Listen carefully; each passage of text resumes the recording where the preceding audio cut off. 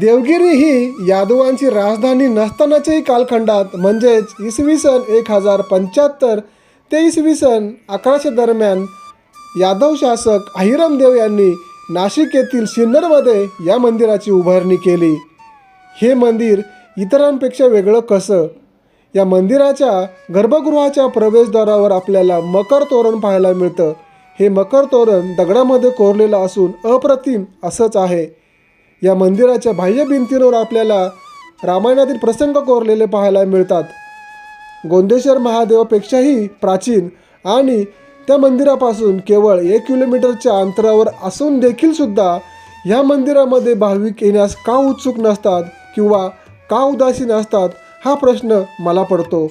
परंतु हे आपल्या भारताचं वैभव आहे आणि हा खरा भारताचा खजिना आहे. हे खजिना आणि हा वैभव पाहायला तुम्ही मात्र एकदा तरी या